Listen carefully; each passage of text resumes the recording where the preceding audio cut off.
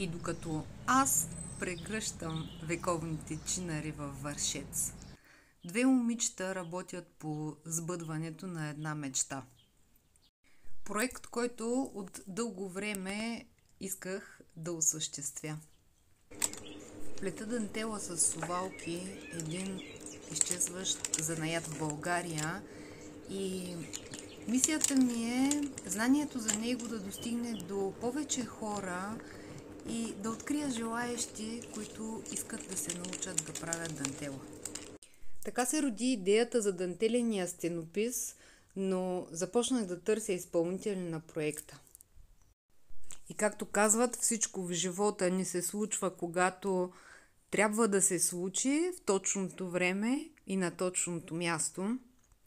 Пътят ме отведе до момичетата, които влагат същата страст в изпълнението на проектите си, както аз в дантелата. Те са: ние сме Неви и Жени, художници, които рисуват стени, защото стените разказват истории. Последвайте ни, за да видите какво ще разкаже тази.